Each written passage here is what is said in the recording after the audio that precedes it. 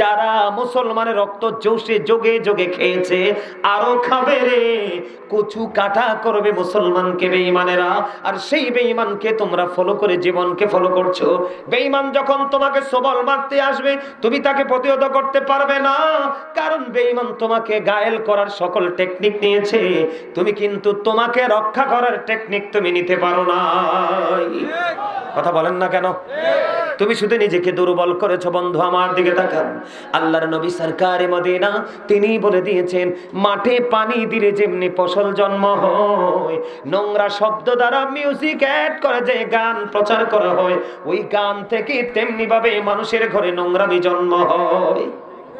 হাদিস শরীফ কি আল্লাহর নবী বলে দিয়েছেন। আমার দিকে তাকান, আল্লাহর হাবিব সরকারে মদিনা তিনি বলে দিয়েছেন, বন্ধু গানের আসরে যাওয়া পাপী লোকের কাজ। গানের আসরে যাওয়া পাপী লোকের কাজ। কান লাগায়া গান শোনা ফাসিকদের কাজ। গান শোনার পরে কেউ বলে ফ্যান্টাস্টিক, তার কাছে অনেক বেশি ভালো লাগছে, বলে কি বলে না?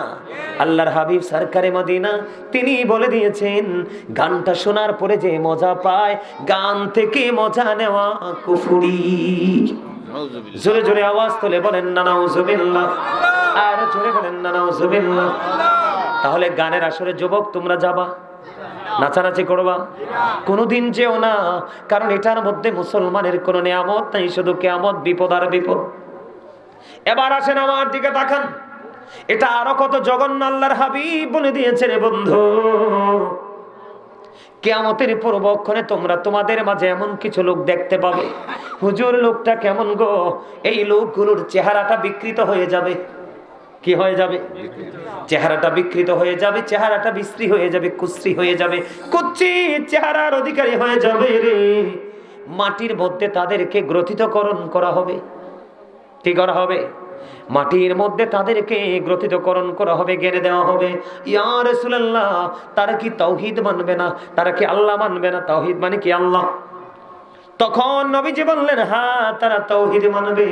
ইয়া রাসূলুল্লাহ, তারা কি রিসালাত মানবে না? যুবক যুবক তোমরা বেশি করে শোনো, তোমাদের বেশি শোনার দরকার। মুরব্বীদেরকে নিয়ে টেনশন নাই আমার, আমি ব্যক্তিগতভাবে গোটা বাংলাদেশের গোটা পৃথিবীর মুসলমানদেরকে নিয়ে আমি শঙ্কিত, আমি টেনশন। আমার লজ্জা লাগে নিজের বাচ্চাদেরকে দেখে মুসলমান পরিচয় দিতে রে। তার বডি থেকে চলন বলন সব বেঈমান কাফেরদের।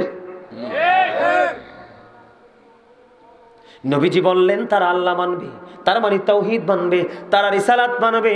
নবীজি আরো বলেছেন, যুবক তোমরা শোনো, নবীজি বলেছেন ওয়া ইয়াসুমুন ওয়া ইয়াহুজ্জুন ওয়া ইউসাল্লুন, তারা রোজা রাখবে, তারা নামাজ পড়বে, তারা হজ করবে।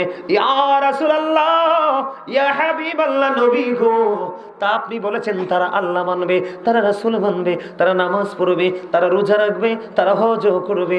নবী গো, তারপরেও কি তাদের এই সাজাটা বহাল থাকবে? নবীজি বলেছেন হ্যাঁ হ্যাঁ। তারপরে বলেছেন নবীজি সাদের সাজাটা বহাল থাকবে। ইয়া রাসূলুল্লাহ, ইয়া হাবিবাল্লাহ, কেন গো কেন গো? আমি আপনাদেরকে কি বুঝাইতে চাইছি? ওরা বলতেছে আল্লাহই সব, আল্লাহ কয় না, আমাকে পাইতে হলে আমার হাবিবের কাছে যেতে হবে, আমার হাবিবের আদর্শের মাধ্যমে আমি আল্লাহকে পাইতে। ঠিক না ঠিক? এখন আমরা কি রাসূলের আদর্শ মানতেছি? মানতেছি না। আমরা মানতেছি ইহুদিদের সংস্কৃতিকে লালন করতেছি। ঠিক কিনা বলেন? ইহুদিদের সংস্কৃতিকে লালন করতেছি। ইহুদিরা কি আপনার আমার বন্ধু না শত্রু? আরো জোরে বলেন। গান বাদ্যযন্ত্র শত্রু, ইহুদিদের কাজ না, বেঈমান কাফেরের কাজ না। এদিকে তাকান, আমরা যারা ঈমানদার মুসলমান, আল্লাহ বলেছেন উইদ্দাত লিল মুত্তাকিন, মুত্তাকিনদের জন্য জান্নাত বরাদ্দ। ইউ গো টু প্যারাডাইস, জান্নাতে চলে যাও, অবর্ণনীয় সুখের জায়গা, যেখানে খাবেন দাবেন সব করবেন, প্রস্রাব পায়খানা হবে না। সুবহানাল্লাহ, সুবহানাল্লাহ, কিচ্ছু হবে না। ঢেকুর দিছেন শেষ। আমি জান্নাত নিয়ে আলোচনা করব না, কারণ জান্নাতি মানুষ খুঁজে পাই না। এই গল্প শোনায় লাভ হইব কি? সব দেহি চোখ মেললে জাহান্নামে। এর লিগে জাহান্নামটা কত ভয়ঙ্কর, এই জায়গাটা নিয়ে ওয়াজ করি যদি বিষয় দেওয়া হয়। আজকে ব্যতিক্রমে আলোচনা করব। আল্লাহ কাফের সম্পর্কে বলেছেন উইদ্দাত লিল কাফিরিন, কাফেরদের জন্য বরাদ্দ কি? জাহান্নাম, দোজখ। মুসলমানদেরকে, আল্লাহ ইমানদারদেরকে সাবধান করার জন্য আল্লাহ রাব্বুল আলামিন বলেছেন, ইন্নাল কাফিরিনা কানু লাকুম আদুওয়াম মুবিনা। আল্লাহ বলেছেন, দ্য হেরিটেক্স আর the eternal enemy of the believers. ইমানদারদের প্রকাশ্য শত্রু হলো বেঈমান কাফেররা। বলছে কে? কথা বলেন, বলছে কে? আল্লাহ। এখন আপনি যে বেঈমান কাফেরদেরকে লালন করতেছেন, আপনি তো আপনার শত্রুর সাথে প্রেমের বন্ধন বাড়াচ্ছেন। এখন শত্রুর সাথে বন্ধুত্ব করলে লাভ হয় না লস হয়? লস হয়, এমনও লস যেটা এই জীবনে লস পোষানো সম্ভব, ঠিক না ঠিক? বন্ধুরে আমার আজকে প্রথম বিষয় হলো বন্ধু, আমাদের বাড়িতে সুন্নতে খতনা হলে গান বাদ্যযন্ত্র হয়, বিয়ে বাড়িতে গান হয়। এখনকার ছেলে মেয়েরা ম্যাক্সিমামই বেয়াদব, নষ্ট, দুষ্ট, পথভ্রষ্ট। কেন জানেননি? এটার কারণ হলো তেঁতুল গাছ লাগাইলে যেমনি তেঁতুল ধরে, তেঁতুল গাছ লাগাইলে কি ধরে? তেঁতুল গাছ লাগাইলে যেমনি তেঁতুল ধরে রে, অসভ্য বাবা মায়ের পেট থেকে অসভ্য সন্তানই আসে। বলো হুজুর কেন আপনি এখানে আসলেন? তার কারণ হলো আপনি বর্তমানে দেখবেন ম্যাক্সিমাম বিয়েতে বন্ধু 2-3 দিন, 1 সপ্তাহ আগে থেকে যে কর্মগুলো করা হয় সবগুলো বেঈমান কাফেরের সংস্কৃতি। কথা বলেন না কেন? যেটা কোরআন হাদিসের দৃষ্টিকোণ থেকে টোটালি হারাম। আপনি যদি হারাম কাজ দিয়ে জীবনটা শুরু করেন তাহলে আপনি ভালো কিছু আশা করতে পারবেন না, পারবেন না, পারবেন না। ও বন্ধু আমার দিকে তাকান, গান বাদ্যযন্ত্র কতটা নষ্ট জিনিস। আল্লাহর হাবিব বলেছেন, the music and musical instrument will be increased. আল্লাহর হাবিব বলে দিয়েছেন কিয়ামতের পূর্বক্ষণে গান বাদ্যযন্ত্র বেড়ে যাবে। আর গান বাদ্যযন্ত্র বেড়ে যাওয়া বন্ধু কিয়ামতের আলামত। আরেকদিকে শত্রুকে আপন করে নেওয়ার একটা পায় তারা, যারা মুসলমানের রক্ত জোশে যোগে যোগে খেয়েছে আরো খাবে রে, কচু কাটা করবে মুসলমানকে বেঈমানেরা। আর সেই বেঈমানকে তোমরা ফলো করে জীবনকে ফলো করছো। বেঈমান যখন তোমাকে সবল মারতে আসবে তুমি তাকে প্রতিহত করতে পারবে না, কারণ বেঈমান তোমাকে গায়েল করার সকল টেকনিক নিয়েছে, তুমি কিন্তু তোমাকে রক্ষা করার টেকনিক তুমি নিতে পারো না। কথা বলেন না কেন?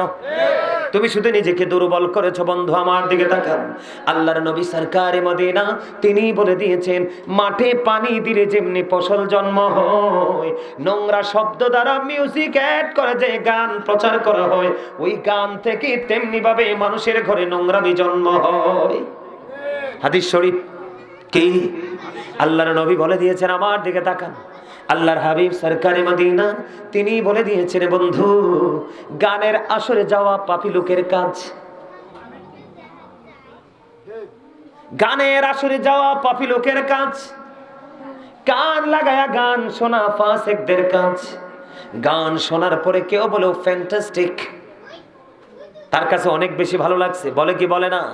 আল্লাহর হাবিব সরকারে মদিনা তিনি বলে দিয়েছেন, গানটা শোনার পরে যে মজা পায়, গান থেকে মজা নেওয়া কুফরি। জোরে জোরে আওয়াজ তুলে বলেন না নাউজুবিল্লাহ, আর জোরে বলেন না নাউজুবিল্লাহ। তাহলে গানের আসরে যুবক তোমরা যাবা, নাচানাচি করবা? কোনোদিন যেও না, কারণ এটার মধ্যে মুসলমানের কোনো নিয়ামত নাই, শুধু কিয়ামত, বিপদ আর বিপদ। এবার আসেন আমার দিকে তাকান, এটা আরো কত জঘন্য আল্লাহর হাবিব বলে দিয়েছেন বন্ধু। কিয়ামতের পূর্বক্ষণে তোমরা তোমাদের মাঝে এমন কিছু লোক দেখতে পাবে, হুজুর লোকটা কেমন গো? এই লোকগুলোর চেহারাটা বিকৃত হয়ে যাবে। কি হয়ে যাবে? চেহারাটা বিকৃত হয়ে যাবে, চেহারাটা বিশ্রী হয়ে যাবে, কুশ্রী হয়ে যাবে, কুচ্ছিত চেহারার অধিকারী হয়ে যাবে রে। মাটির মধ্যে তাদেরকে গ্রথিতকরণ করা হবে। কি করা হবে? মাটির মধ্যে তাদেরকে গ্রথিতকরণ করা হবে, গেড়ে দেওয়া হবে। ইয়া রাসূলুল্লাহ, তারা কি তাওহীদ মানবে না? তারা কি আল্লাহ মানবে না? তাওহীদ মানে কি? আল্লাহ। তখন নবীজি বললেন, হ্যাঁ তারা তাওহীদ মানবে। ইয়া রাসূলুল্লাহ, তারা কি রিসালাত মানবে না? যুবক যুবক তোমরা বেশি করে শোনো, তোমাদের বেশি শোনার দরকার, মুরব্বীদেরকে নিয়ে টেনশন নাই। আমি ব্যক্তিগতভাবে গোটা বাংলাদেশের গোটা পৃথিবীর মুসলমানদেরকে নিয়ে আমি শঙ্কিত, আমি টেনশন, আমার লজ্জা লাগে নিজের বাচ্চাদেরকে দেখে মুসলমান পরিচয় দিতে রে। তার বডি থেকে চলন বলন সব বেঈমান কাফেরদের। নবীজি বললেন তারা আল্লাহ মানবে, তার মানে তাওহীদ মানবে, তারা রিসালাত মানবে। নবীজি আরো বলেছেন, যুবক তোমরা শোনো, নবীজি বলেছেন ওয়া ইয়াসুমুন ওয়া ইয়াহুজ্জুন ওয়া ইউসাল্লুন, তারা রোজা রাখবে, তারা নামাজ পড়বে, তারা হজ করবে। ইয়া রাসূলুল্লাহ, ইয়া হাবিবাল্লাহ, নবী গো, তা আপনি বলেছেন তারা আল্লাহ মানবে, তারা রাসূল মানবে, তারা নামাজ পড়বে, তারা রোজা রাখবে, তারা হজ করবে। নবী গো, তারপরেও কি তাদের এই সাজাটা বহাল থাকবে? নবীজি বলেছেন হ্যাঁ হ্যাঁ। তারপরে বলেছেন নবীজি সাদের সাজাটা বহাল থাকবে। ইয়া রাসূলুল্লাহ, ইয়া হাবিবাল্লাহ, কেন গো কেন গো? আমার নবীজি বলে দিয়েছেন তার কারণ হলো তারা অশ্লীল শব্দ দ্বারা যেই শিল্পীরা গান গায়, আমাদের দেশে আছে না নাই? আপনাদের মনে আছে না নাই? আপনাদের মনে আছে কিনা জানি না, ব্রাহ্মণপাড়াতে আজ থেকে মনে হয় 1 বছর আগে না 2 বছর আগে 12 লক্ষ টাকা দিয়ে একজন শিল্পী আনা হয়েছিল, ঠিক কিনা বলেন? আমি শিল্পীর নাম বলবো না।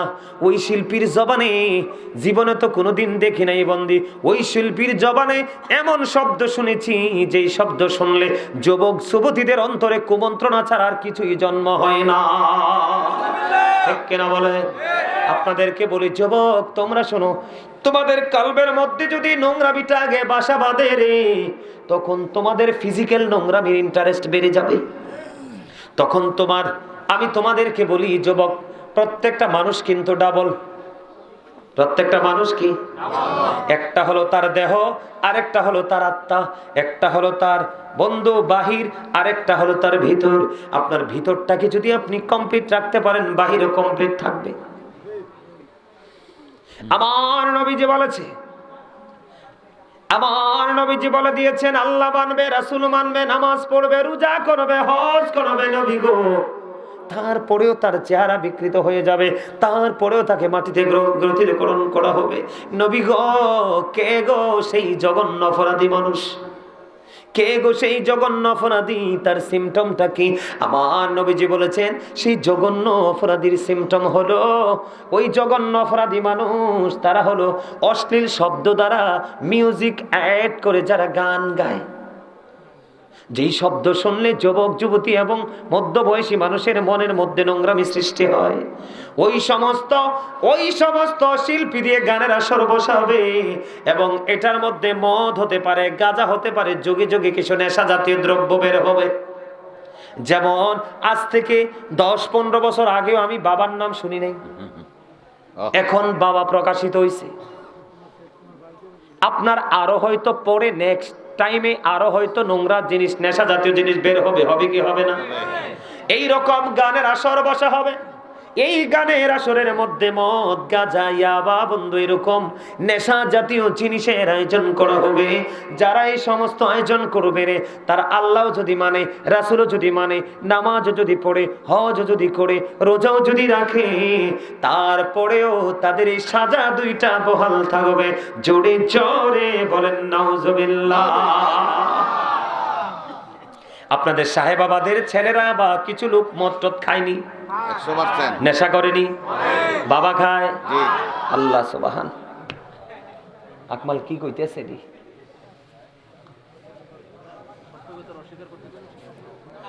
সত্য প্রকাশ করতে হবে। আমার দিকে তাকান, আল্লাহর কোরআন থেকে দলিল দেই, কোরআন থেকে দলিল দেই, এরপরে হাদিসে ঢুকবো। কোথায়? আল্লাহ রাব্বুল আলামিন বলেছে, যুবক, সাহেবাবাদের যুবক, তোমরা শোনো রে। আল্লাহ রাব্বুল আলামিন স্পষ্ট করে বলে দিয়েছেন, ইন্নামাল খামরু ওয়াল মাইসিরু ওয়াল আনসাবু ওয়াল আজলামু রিজসুম মিন আমালিশ শাইতান। যুবক, আমি তোমাদেরকে ইনশিওর করে দিচ্ছি, তোমরা ফাইন্ড আউট করে নাও।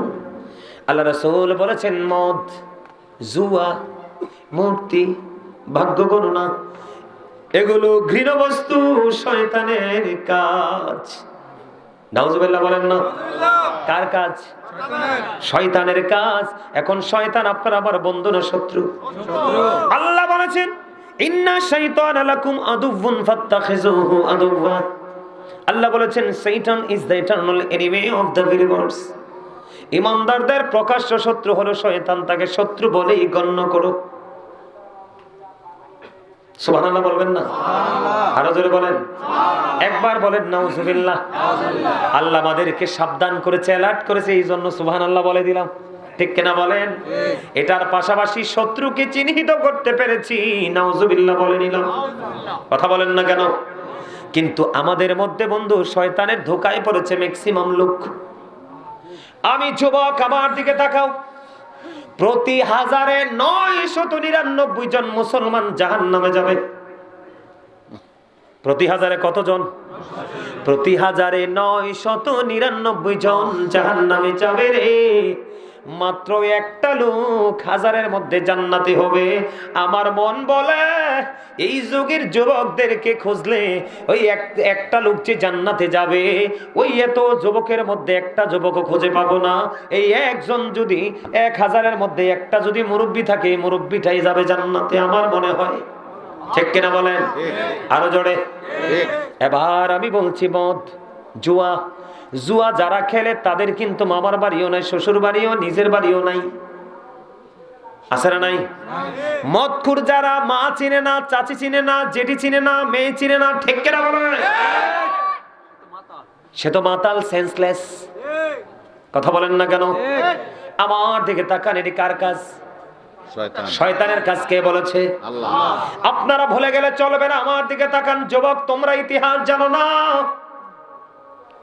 যখন আদম হাওয়া যখন জান্নাতে গিয়েছিল, আল্লাহ রাব্বুল আলামিন আদম হাওয়াকে বলেছিলেন তোমরা জান্নাতের যেখান থেকে মন চাই খায়ো, কিন্তু গন্ধম খাইও না। শয়তান কি করলেন? কৌশল করে জান্নাতে ঢুকে গন্ধম গাছের নিচে উচ্চ আওয়াজে কান্না শুরু করলেন। মা হাওয়া দৌড়ে চলে আসলেন গন্ধম গাছের নিচে। আয়েশা বললেন তুমি কান্না করো কেন রে?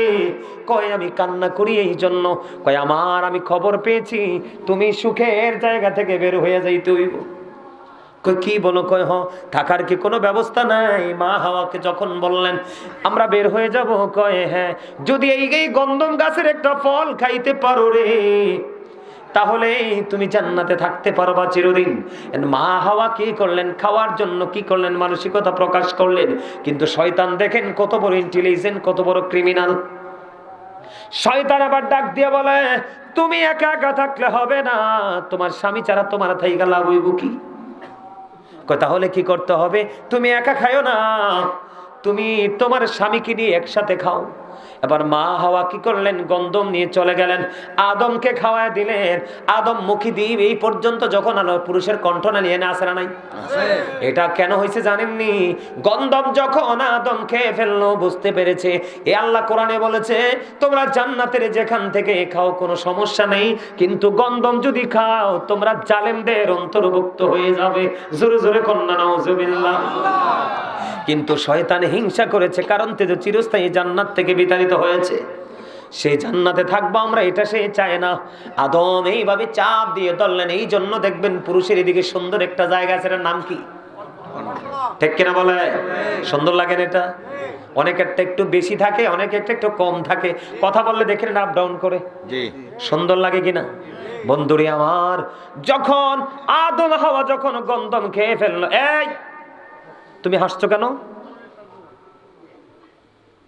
আমি কি তোমার দাঁড় করাইতাম? আমি কিন্তু এনতে নাইম্মা যায় তোমার দাঁড় করামো। আমি আগেই বলছি ভালো না লাগলে আইসে গো টু ইউর সিট, বাসায় চলে যাবা।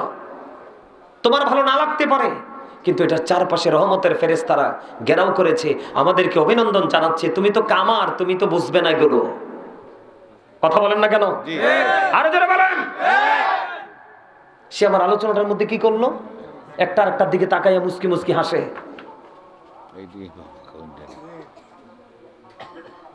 তোমাদেরকে আমি শিখাচ্ছি, তোমার যদি ভালো না লাগে, আমাকে ব্যক্তিগত বা ভালো নাই লাগতে পারে, একটা মানুষ সবার কাছে প্রিয় হতে পারে না, পারে?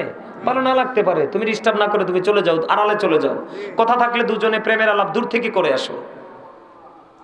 আপনারা কি আমার কথা বিরক্ত হন? আমি এটা কোনোভাবেই পছন্দ করি না। কেন জানেন?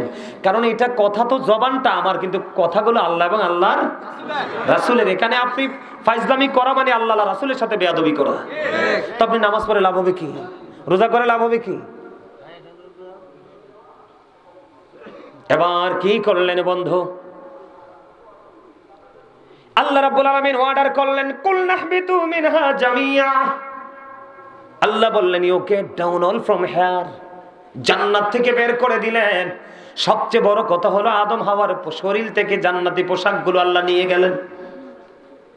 অটো চলে গেল, জান্নাত থেকে আল্লাহ বের করে দিল। তাহলে এটা কার কারণে হয়েছে? কথা বলেন না কেন? বের করছে কিনা? ঠিক আপনাকে, আমাকে, আমাদেরকে। আপনি গানের আসরে গেলে দেখবেন মনোযোগ নষ্ট হয় না। সিনেমা দেখতে গেলে, গানের সিনেমা দেখতে গেলে মনোযোগ নষ্ট হয় না। পৃথিবীর কোনো কাজ করতে গেলে আপনার মনোযোগ নষ্ট হবে না। কারণ আপনাকে শয়তান শুধু মেসেজ দিচ্ছে। তার কারণ হলো আপনি যত বড় অন্যায় করবেন, সিনিয়র শয়তান থেকে জুনিয়র শয়তান তত বড় পুরস্কার পাবে, ঘোষণা আছে। নাউজুবিল্লাহ বলেন না কেন? কিন্তু আমরা তো বুঝি না। আমরা মনে করি হুজুররা আমাদেরকে বেশি বোঝায়। না না না, হুজুররা যেটা বোঝায় এই যুগের তুলনায় একেবারে কম। কারণ হুজুররা বুঝাবে কার কাছে? যাদেরকে বুঝাবে এরাই তো বুঝতে চায় না। নবীজি বলেছে, যারা বুঝতে চায় না তাদের কাছে তোমরা ওয়াজ করো না, ওয়াজ বন্ধ করে দাও। বুঝে নিতে হবে বন্ধু, আদম হাওয়াকে জান্নাত থেকে শয়তান বের করে দিয়েছে। আর এই শয়তানের কাজ হলো মদ, জুয়া, মূর্তি, ভাগ্য গণনা। আমার দিকে তাকানো বন্ধু, মদ যে খায়, আমাদের 4টা মাযহাবের মধ্যে প্রথম মাযহাব হলো হানাফি মাযহাব। ইমাম আযম আবু হানিফা রাহমাতুল্লাহি আলাইহি তিনি বলেছেন, তোমরা যদি কোনো মানুষকে মদ পান করতে দেখো, তাকে 80টা দৌড়া মারবা। কয়টা? 80টা দৌড়া মারবা। খাইতে দেখলে শুধু 80টা দৌড়া মারবা। কেন গো, কেন? এই কারণে 80টা দৌড়া মারবে তাকে। কারণ মদ যখন মানুষ খায় তখন তার বিবেকটা, মস্তিষ্কটা বিকৃত হয়ে যায়। তখনই সে জিনা ব্যভিচারে লিপ্ত হয়। জোরে কন্যা নাউজুবিল্লাহ, আরো জোরে বলেন না নাউজুবিল্লাহ। আপনারা কি কয়দিন আগে দেখেন নাই, টিভিতে দেখেন না, আমি জায়গার নামটা বলবো না, মেয়ের জামাই শাশুড়িকে কি করেছে? হসপিটালে ধর্ষণ করছে। কথা বলেন না কেন? মেয়ের জামাই 70-75 বছরের উপরে বৃদ্ধা মহিলা, মেয়ে অসুস্থ।